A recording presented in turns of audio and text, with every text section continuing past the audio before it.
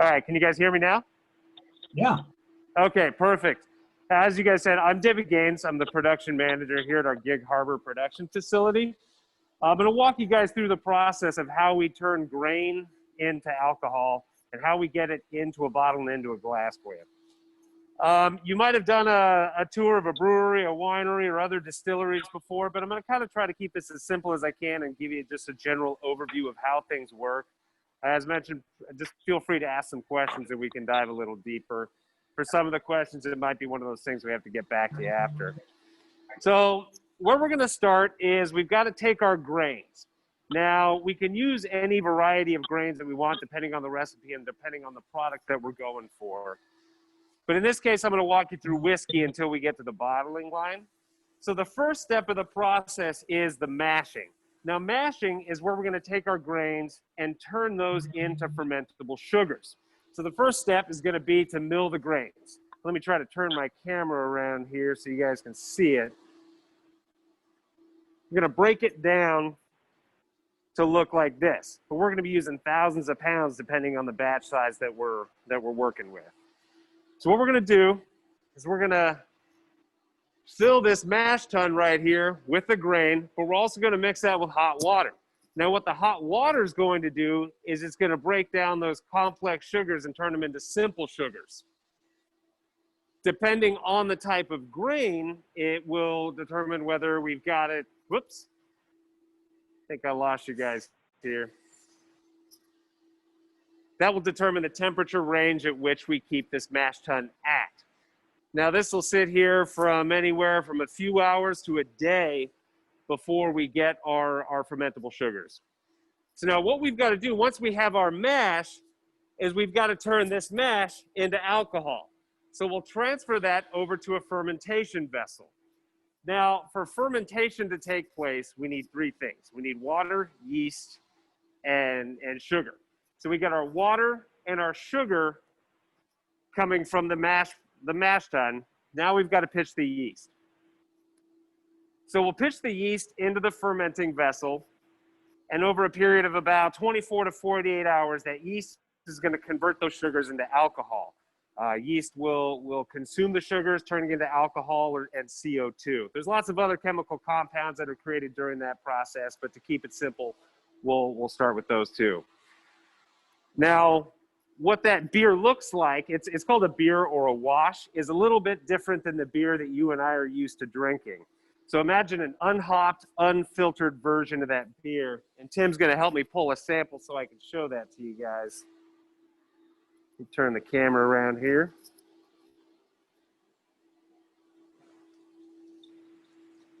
That's good.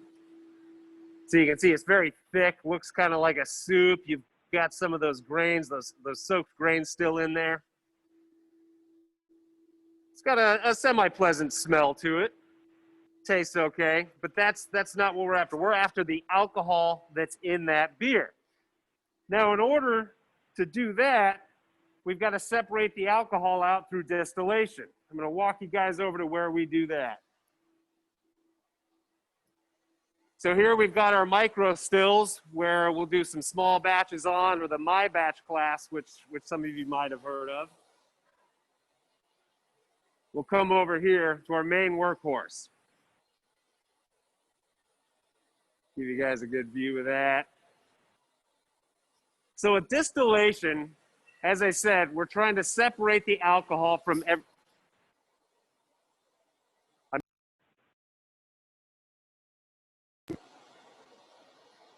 Can you guys hear me? Yeah, we're hearing you fine. Sorry. So again, as I mentioned, separating that alcohol from everything else. Alcohol and water have two different boiling points. Alcohol is about 173 degrees, water's at 212. So what we're gonna do is we're gonna heat this still up to the point where alcohol starts to boil. We're gonna start getting vapors that come up through here, down into this other column, ultimately back up and into the condenser. So we're going from a liquid to a gas and back into a liquid. It's gonna come out looking like so.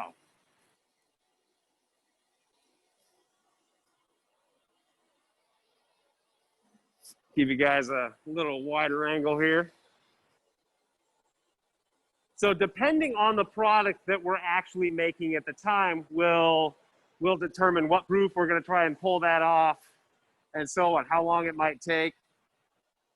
So once we've got our distillate, we've got to go to the next step. And that can go one of two ways. It can go straight to the blending process, or it can head over and be put into barrels. This is what probably a lot of you are familiar with when it comes to whiskey.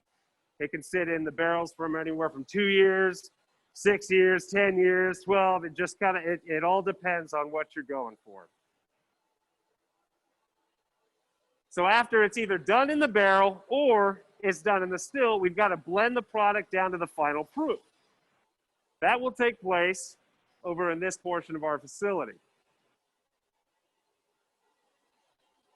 These are our blending tanks right here. So we'll mix the high proof spirit with water to downproof that spirit to whatever we need to put into that bottle. Could be whiskey 92, gin 80 to 84. Again, all depending on the product that we're making. Now, once we've blended that final product, we need to package it. We'll head over into our bottling room here and show you that. We're currently bottling our blood orange vodka. David, we have a question about the names of the stills. Do you want to answer that question, or do you want me to? I'll go ahead and let you answer that one. All right. I'm going to check with these guys, make sure they're ready to go. Okay, sounds good.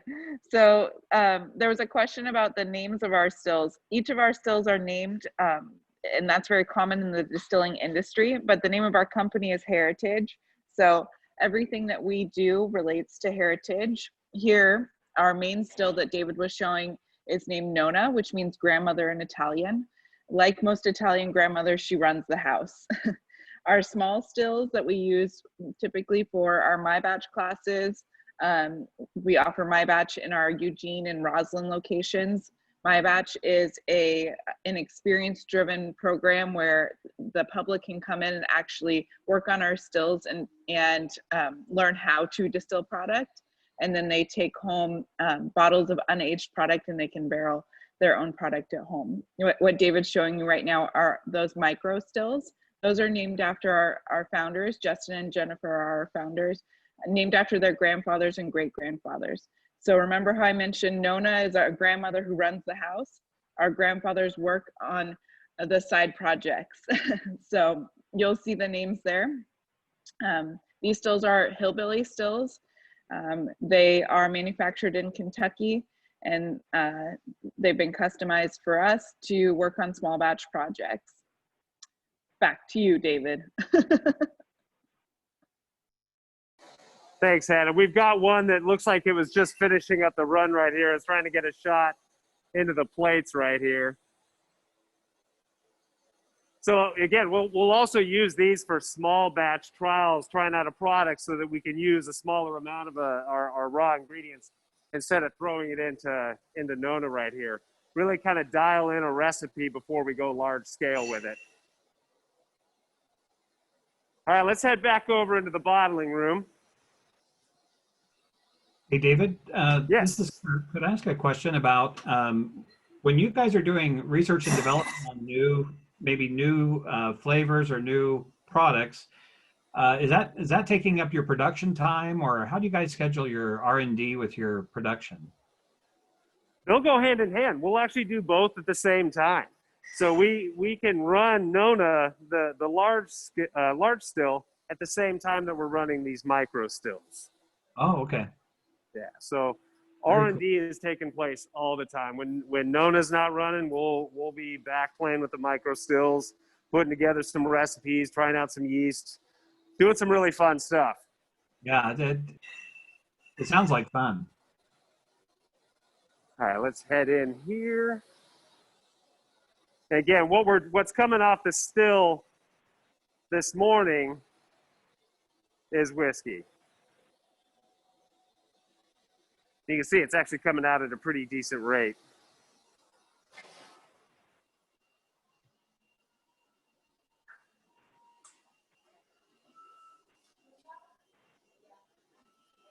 Bear with you here. They're just making a couple couple alterations to the bottling line. While we're waiting, does anybody have any other questions?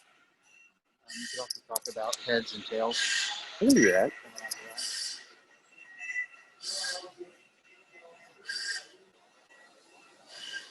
Hey, David, this is Kirk. I have another question about, you were showing the oak barrels that the product sits in, but it could be for Yes. a period of time.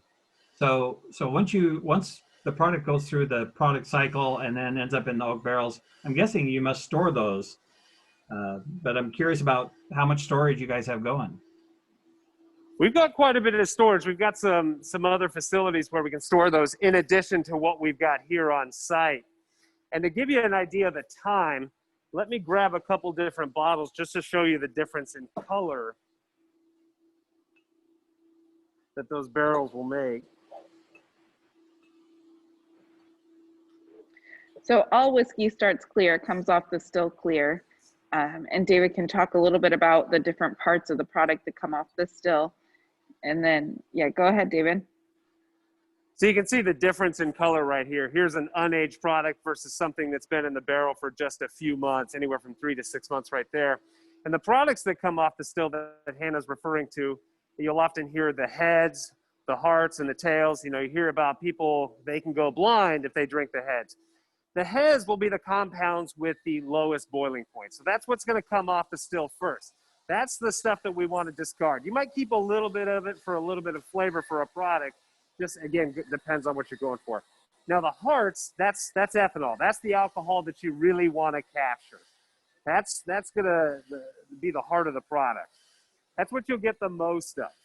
And then as that temperature increases, you'll start to get to the tails, the fusel oils, the congeners. It's kind of a hazy liquid that doesn't have a lot of good flavor. In fact, it's pretty nasty stuff. So you can either capture those, you can redistill those, or discard them.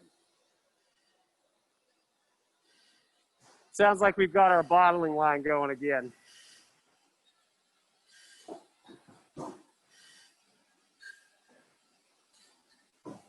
Now, as I mentioned, we're in the middle of bottling our blood orange vodka.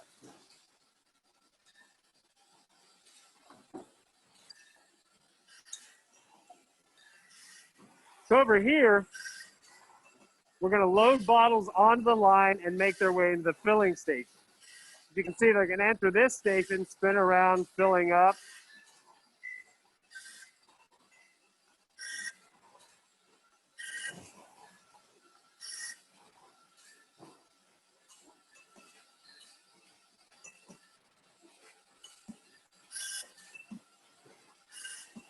It's going to come over here.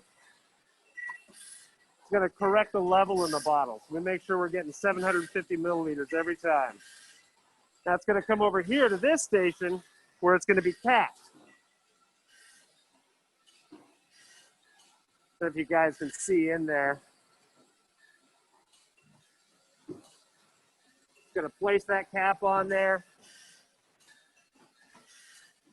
It's going to come over here and it's going to crimp.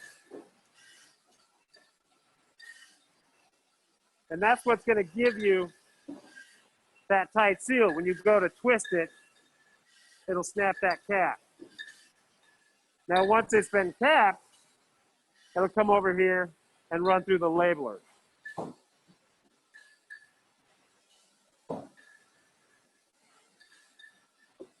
From the labeler, we're going to inspect the bottles, give them a quick wipe, package them, and then throw them on a pallet. So you can see at the rate at which this machine's moving. This thing can put out thousands of bottles each day.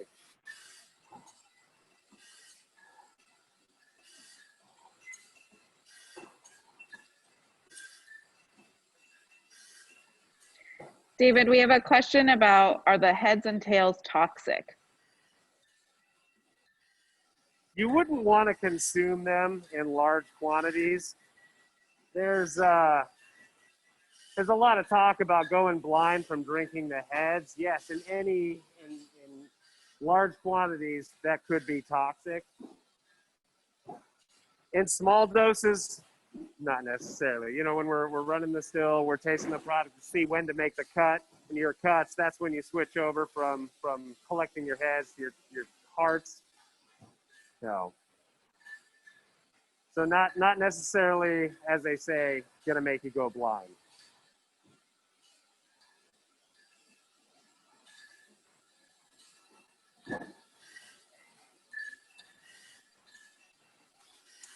So, David, this is Kirk. I have another question. Okay. Is this your, could you talk to us about how many locations Heritage Distilling has? Maybe Hannah would mind that. David, do you want me Where's to my take video? that one? Yeah, go ahead and take Oh. that one. I lost my video. Okay. Yeah, so Heritage Distilling Company, we were founded in 2011. Our first location, the flagship location where David is and where we do the majority of our production right now, opened in 2012. Where I am, where I'll show you around down here next, is our waterfront location in Gig Harbor, and that opened in 2014. And then we have a location in Eugene, Oregon, in Roslyn, Washington, which is near Cle Elum, and in Ballard in Seattle as well. So each of those locations have different types of production, and each location has a tasting room, except for our flagship location. We used to have a tasting room there, but due to production demands, we ended up closing it. And then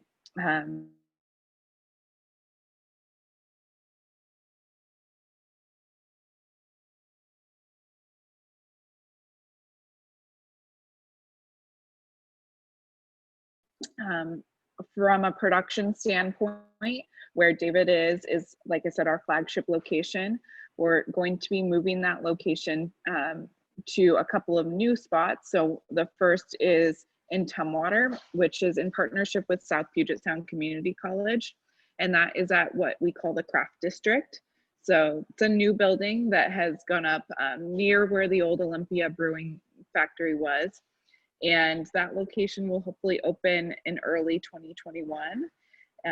We will have our stills there, and then we will move our dump and blend and our bottling, our warehouse. We have several warehouses across Gig Harbor right now that we've outgrown, and our barrel storage that we've also outgrown. And we will move all of those into what we call Latitude 47, which is also in Gig Harbor. So once we make that move, we'll have to do a new tour from a manufacturing standpoint. And then from the tasting rooms, so each of the tasting rooms have different scales of production. Some of them have stills that run regularly. All of them have some sort of bottling and then dump and blending as well. So, David, back to you. Now, does anybody have any other questions, or would you guys like to see something else in a little bit more detail? I know I kind of went a little quick. More of the bottling, the still. I don't have any blending taking place today, so I can't show you that. David, this is Kirk. Could you guys do some nonprofit special blends? I guess I don't know what to call those, like the special forces. Could you guys talk about some of the nonprofit things you're doing? Yeah, that's one I'm going to go ahead and let Hannah handle as well. So one of the projects that I'm actually most passionate about that Heritage does is our Special Forces whiskey. So I can take you guys, oh, you know what? We don't have the bottles yet. We will be releasing that product in November. And so the Special Forces whiskey is actually a special blend that we make for the First Special Forces group, who are based at Joint Base Lewis McChord. And a portion of each proceeds, or of the sales of each bottle, go to Special Forces charities. So over the past 5 years, we've donated $120,000 to SF charities. And then from a community standpoint, being involved in the community is part of our mission. It's part of who we are as a company. And so we regularly donate to different community groups, pretty much anyone who asks for donations. And then one thing that we're really proud of as well in the last 6 months or 7 or however long it's been since COVID started is that we did shift into hand sanitizer production. So in March, when the demand became high for hand sanitizer, we ended up shifting all of our blending and our bottling equipment to making hand sanitizer. If you or your company or anyone you know does need sanitizer, we have inventory that we would be happy to work with you guys on. It is a spray format, and we do have FDA approval for our sanitizer as well. So that, and then from a community standpoint, we've donated, I mean, really hundreds of thousands of gallons of sanitizer to groups that need it in our state and otherwise.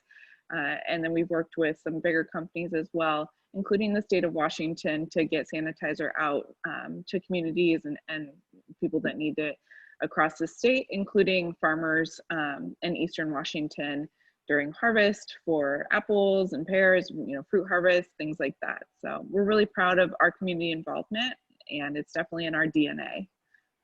It looks like we do have a question. What has been is the biggest challenge through the pandemic? And then were we impacted by raw materials availability? So the biggest challenge, there's been a couple of pieces.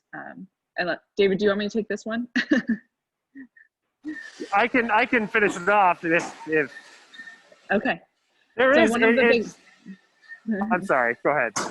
Oh no, go ahead.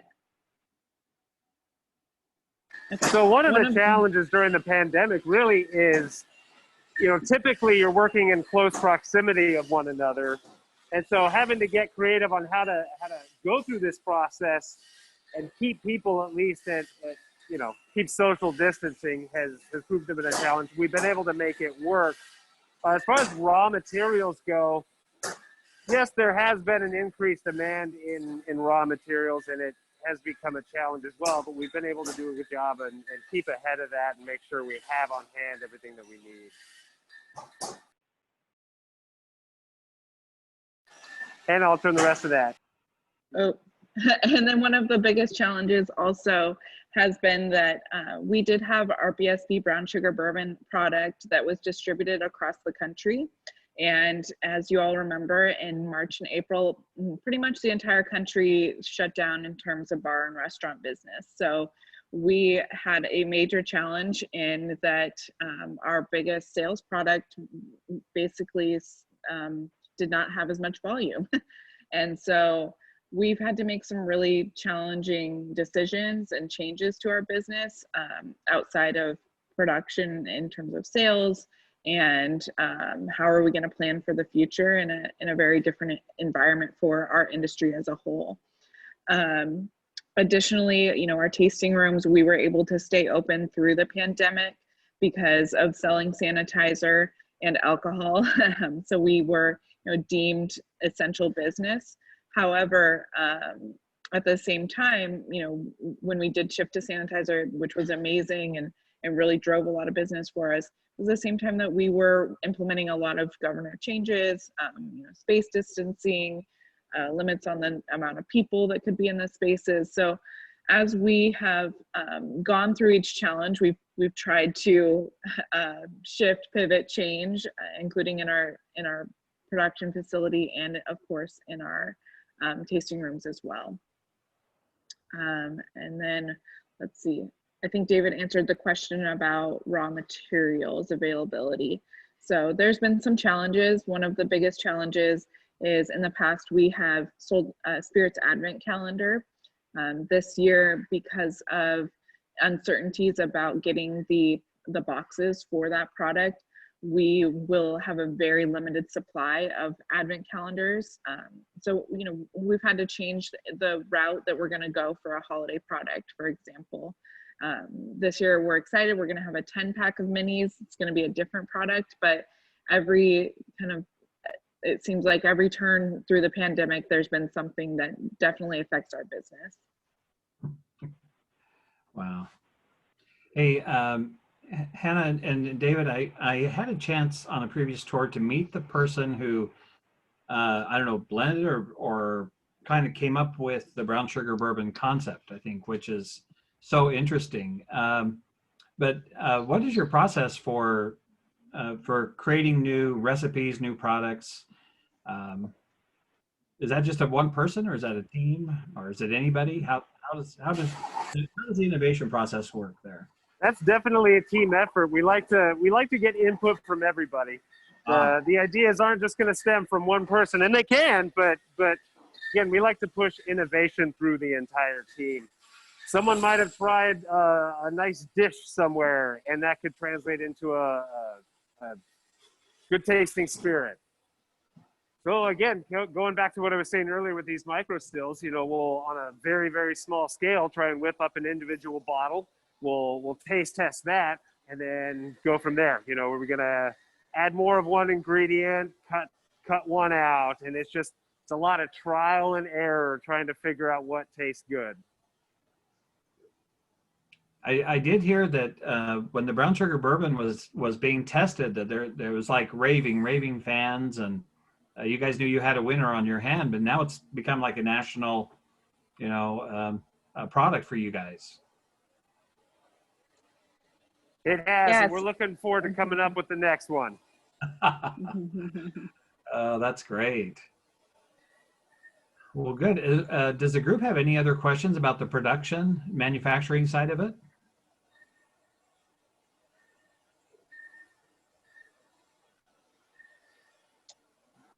Okay, well, if not, then Hannah, why don't we switch over to you? David, I want to thank you so much for that tour. And again, it's limited to a cell phone, but Yeah. I really appreciate virtual Thank tour. you for bearing with me. First tour using a mask and a phone.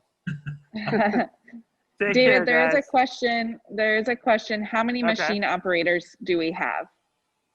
Currently, for our bottling line, we're just 6 people. Just 6 people on the bottling line. We've got a few people at any given time running Nona. We can easily do that with less. Now, obviously, on the bottling line, if you have fewer people, you might have a little less output. But it's a fairly small crew that's able to crank out this much product. Well, Very that's great. talented and amazing staff. How about maintenance technicians? We've got one that's on site most of the time. Mm. And some of us have been around this equipment so long that we're able to fix it ourselves, depending on the severity of the problem.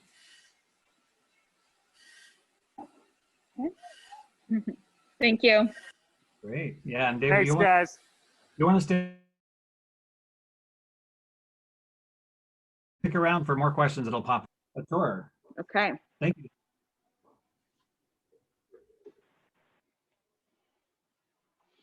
All right. So Mike's on the other end of my phone. He's going to follow me around. We're here at our waterfront location. So we're going to start over here by the front door. The sun's starting to shine in. Looks like it's going to be a nice fall day. So as you walk in the door of our waterfront location, we're located on Harborview and Pioneer in Gig Harbor. We have our retail shelves out front here. On the left is our whiskey products, and then on the right here are vodkas, gins, and any specialty products as well.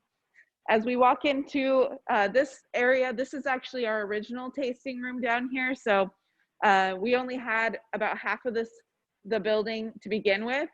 And so the tasting room really occupied this part, and then the retail space was over here. We opened the expansion about 1.5 years ago. We're really proud of that. In the back, you see our Cask Club barrels. So this is an important part of our program and our mission and and what we do as Heritage innovative programs. So Cask Club is a custom barrel aging program. Each barrel is individually owned, and members come in, they tell us what to fill their barrel with, and then they come in and taste it, and they tell us when to pull their bottles out. People name them like they name a boat. So each barrel really has a story behind it. We say here at Heritage, every spirit has a story.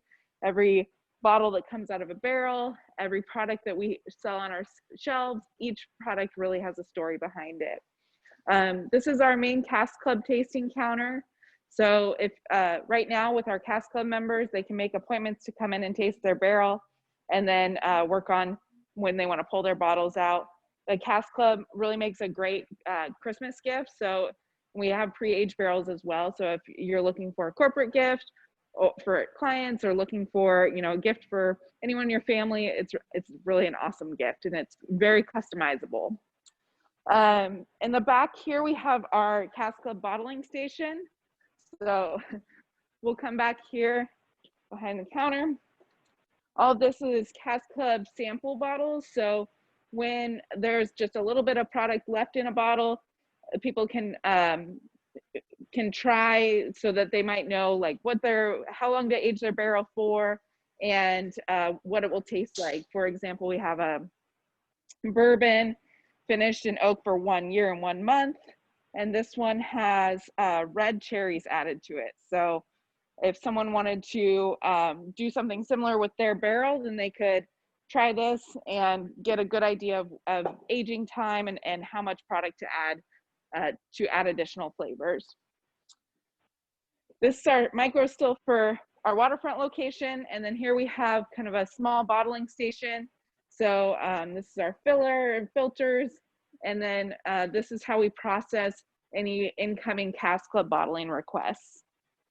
And then refills go back up to our flagship location, and the barrels get filled up there. Cask Club is definitely one of our most popular programs. It's something that we have about 2,500 Cask Club members now between all of our locations. Moving this direction. So we talked about sanitizer. We have lots of different sizes. So this is an 8-ounce bottle. We have 750 bottles here. And then we have little dispensers as well that you can purchase for the sanitizer. It is a spray liquid format. As we move this direction, this is our cocktail supplies, make it at home. We do cocktails to go. So these cocktails are bottles that you simply take home and pour over ice. Pineapple upside down cake's definitely one of the most popular. Bloody Mary, Raspberry Palmer, Cranberry Gimlet, and then our Huckleberry Screwdriver. There's other mixer products that we sell and non-alcoholic drinks, so you can make more cocktails at home. And then as you move this direction, we have our bar. So this section is really committed to making drinks. The bar area is closed right now due to COVID regulations, and we have 6-foot seating, so limited seating inside. But we'll go outside and we'll show our outdoor patio as well. So for the bar, we now have the ability to do full cocktail service, and then we have a couple of small bite options for food as well. Okay, we'll head out this way. And then we mentioned Christmas gifts. So the mini bottles, we bottle at flagship as well. And we'll have the winter 10-pack, which is 10 minis in a box. So also makes a great Christmas gift. And then lots of cocktail supplies, and then any of our products, our vodkas, flavored vodkas, you can pick up a bottle to take home. Behind the point of sale here, we have our Spirits Growler line. So the Spirits Growlers are also unique to us. We own the patent on them. And what it is, it's a refillable bottle of alcohol. So you literally come in and you can get your bottle and refill it with what we have on tap. Okay, and we'll head out this way. Oh, it's nice out here. So just down the street a little bit, we have our cocktail patio, and we've added tents and fire pits. So each little area is a cocktail cabana.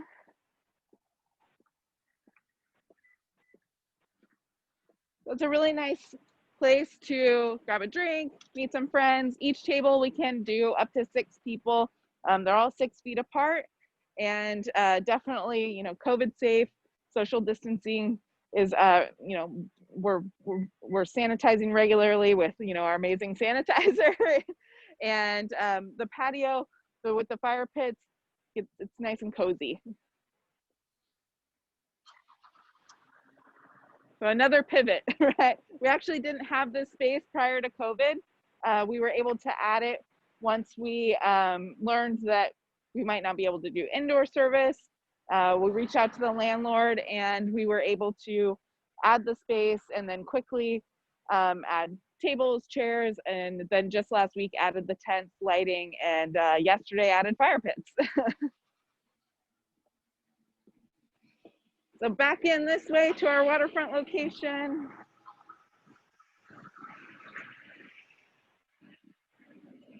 Like I said, we opened here in 2014.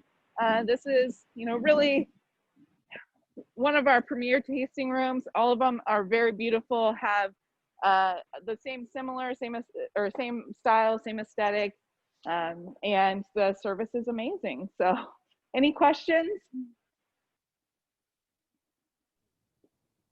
Hey, Hannah, while people are Yeah. getting their questions together, how does a person get involved with the Cask Club? And is there a special time when they come in to do it? Sure. Yeah. So for Cask Club, our members can go to our website and actually learn more about the program on the website. But like I said, it's an annual membership. You choose your product that you want to go into the barrel. And then you can set up a time to come and meet with one of our Cask Club experts who can guide you through flavor profiles and teach you more about the program. And then when you after a couple months, feel ready to taste your barrel, you just make an appointment online, come in, taste the barrel. If you like the way it tastes, you can pull one bottle out, you can pull all the bottles out. It's really up to you. And we have 2 different sizes for our Cask Club. So let me come back here. So we have a 375 milliliter size, which is the little guy, makes a great gift, and then a 750 here. So 2 sizes. The 750 is $25 plus tax, and the 375 is $15 plus tax. That's great. Brad asked everybody a question on the chat just for everybody to answer, but if you could only buy one bottle on all those shelves, what would it be? One. Okay, so my favorite product is my favorite products are Elk Rider Gin. And we can go over and I'll show you what that looks like. And then the Elk Rider story is actually a really cool story. So our owners and our president, Jennifer Stiefel, her family actually settled in the Quinault region of Washington in the 1800s. And they domesticated elk and rode them. So on the side of the bottle, you have the whole story. But they became really famous in the area for riding elk. And so the Elk Rider Gin is my favorite product that we make. But we have lots of amazing products. So lots of flavored vodkas. David showed our blood orange vodka being bottled. This time of year, the coffee vodka is amazing in hot cocoa or in coffee, kind of like a mocha. The vanilla vodka and the BSB are in our Drunken Pumpkin cold brew recipe, which is definitely our most popular cocktail right now. And then, for Saturday, Sundays, lots of Bloody Mary supplies. And then from the whiskey side, my favorite whiskey we make is our Jewel Barrel collection, finished in orange extract barrels bourbon. So this product, we actually started making for Total Wine & More in a vanilla iteration. It was whiskeys, a bourbon and a rye, aged in new barrels, and then aged in barrels that held pure vanilla extract. And the way we make vanilla extract is we take a barrel full of high proof vodka, and then we just pump it full of vanilla beans. 20 pounds of vanilla beans into the barrel. We let that sit for a few months, and then we dump that. We use the extract for a bunch of different projects, and then we dump the whiskey into those barrels, and so it takes on a little bit of vanilla flavoring. And what happened was Dane's our master distiller, and he was using orange peel also for our gins. And so he started making an orange extract and tried the same thing with a bourbon and rye in the orange extract barrels. and found that it kind of took on almost like an old-fashioned cocktail taste, just a hint of orange. So the dual barrel series, then we released it with the orange extract. And this bourbon is one of my favorite recipes, so favorite products we make. The dual barrel vanilla, bourbon and rye are available in Total Wine and More stores nationwide. And then we have our Elk Rider whiskeys. In the past, maybe you've seen our batch number 12 series as well, that we just so happened to release right after the Seahawks won a Super Bowl. No coincidence there. And then our BSB and our BSB 103, which is the 103 proof version of our BSB. So we say it's the older brother, a little bit more kick version of BSB. Any other questions? By the way, I'm happy for other people to ask questions, but since Keep them coming, Kirk. I have you here in the microphone, I'll just ask. I mean, you guys must see so much opportunity. I'm hearing good things, but could you tell us some things you might be thinking about in terms of the future or retail relationships? I don't know what do you guys have planned? Sure. Well, I know we have some of our Southern Glazers folks on this as well. We're really proud to be distributed by Southern Glazers, and they distribute our products really nationwide. So they have amazing relationships with retailers across the state, and they work really hard on selling our BSB, our brown sugar bourbon, and then our other products as well. And then from just a product standpoint, we're always working on innovation. So of course, working on a couple new whiskeys, new flavored whiskeys, always working on new products. So what we want to do is always release something new. What we do often in our tasting rooms in terms of R&D is we do what we call Distillers Reserve or Cask Club Reserve bottles. So these are products that we want to test. So this one, for example, is a bourbon aged in Cask Club barrels for 10 months, and then it's flavored with peanut butter syrup. So we test these and we try and get customer feedback on the products to see which products our customers getting really excited about in our stores that are not in retail label yet, or what can we be thinking about that's next for us. So there's a whiskey flavored with coffee, there's a cucumber vodka here. So I mean, lots of different iterations. And then going into holiday, we always release a lot of new Distillers Reserve products, knowing that we can hopefully gather data from consumers at the same time. I was going to say there's a real advantage for people coming into your retail locations because they get to be a sample market. Oh yes, absolutely, yeah. So we have a lot of products that we definitely test in our retail, and then also that are not as readily available at retailers, just because we have such a huge book of products that what we want to do is really test and figure out which ones are moving the fastest and people are most excited about, and then put that into focus into retailers. So that's excellent. Of course, I'm welcoming anybody to break in with a question on the chat or come off of mute and ask a question here. Is it okay to talk about your new location down in Chehalis? Oh, yes, thanks for bringing that up, Kirk. Oh my goodness. Of course. So Kirk did a little tour of our new location that's in partnership with the Chehalis tribe. That's Talking Cedar. So we opened in June at Talking Cedar, and that is a restaurant, distillery, brewery. It's a 30,000 square foot building. It's beautiful, right off of exit 88. It's actually the first distillery on tribal land in the US since the 1800s. We worked to get the law changed so that we could actually open with the tribe and help the tribe become the first distillery. So we're really proud of that project. The restaurant's amazing, amazing food. The beer is really great. And down there, we have some really massive equipment that's going in. The stills came from Italy, as so did Nona, and so do a lot of our stills. So as you all know, when COVID hit, Italy was definitely at the forefront there. And so we did have some delays in getting our stills into the Chehalis location. all of the equipment has been arriving over the last few months, and so we'll hopefully be firing up the stills and getting all the equipment going in the next couple months. Yeah, that was a fantastic tour, and I'm still editing the video, but I'll have a video up here soon of that tour. But it was such an easy drive to Chehalis, right off of exit 88. You can't miss it. Talking Cedars, and just so that people know, you mentioned that a law had to be changed. So I think Yes. Justin, he was driving that, wasn't he? Yeah. So Justin is our CEO, and he is also an attorney, as well as a chemical engineer, and then formerly worked on Capitol Hill in DC. So he has a lot of experience in legislation and government.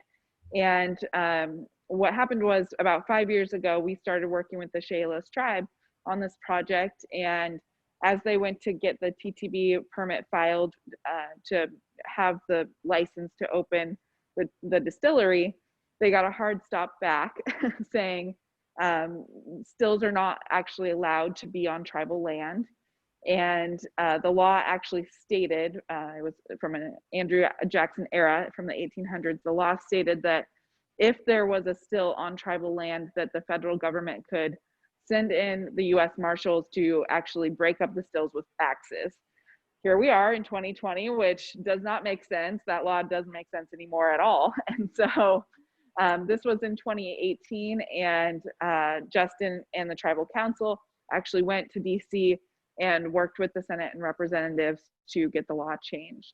And so we're very proud of that. And the president signed the new bill in 2018, and tribes across the country are now allowed to have distilleries on tribal land. That's a. So the oh, go ahead. No, I was just gonna say, how amazing to to have you guys not only on an innovative front in your field, but also legally, and breaking new ground legally. I think that's great. Yeah, what we did with the Chehalis tribe, we're very proud to be a partner of theirs. It's something that we take very seriously, and we hope that the project with the tribe is the first of many in what we call the Tribal Beverage Network. Okay. Wow. Boy, there are some good things ahead. Well, is there any other questions? We're down to our about last 8 minutes or so. Hey, Kurt, can I ask a question? Chase at Trinet.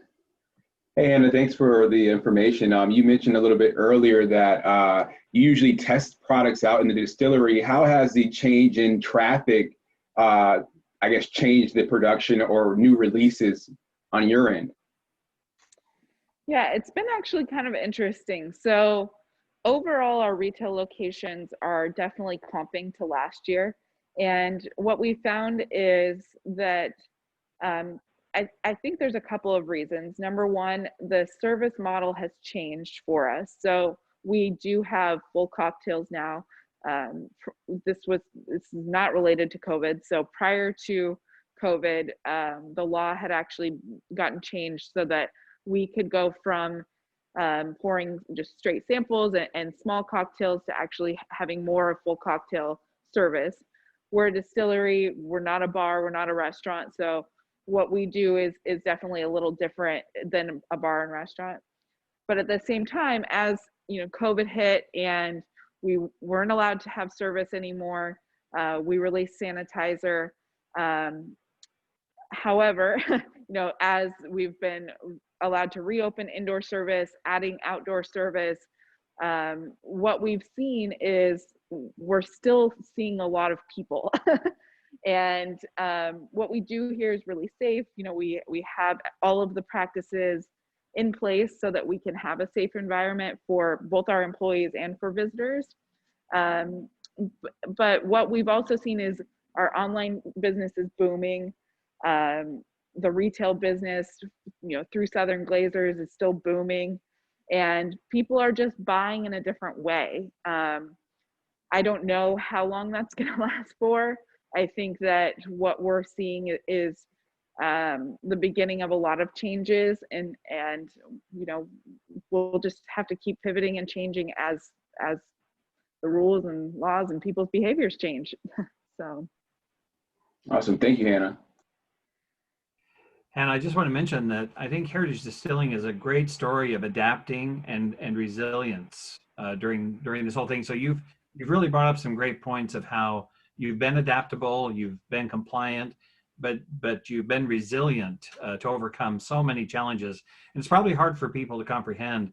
You know, maybe one day we'll have to do a session about how you guys were so resilient during this whole thing. But you've kind of seen it through the entire pandemic, I'd imagine. it's been crazy, and it's hard to think about, 7 months ago we had lines 5-6 blocks down the street for sanitizer. And I think that now people are excited to get out. I think people are feeling, ready to experience things again. And I think people also want to be safe. And so we try and do everything that we can. And I would say we're among the extra safe, especially in our service model and in the ways that we want to keep both our employees and our visitors healthy. No one wants to get sick ever. So I think it's something that we try really hard to do. We work hard to protect each other. Mm-hmm.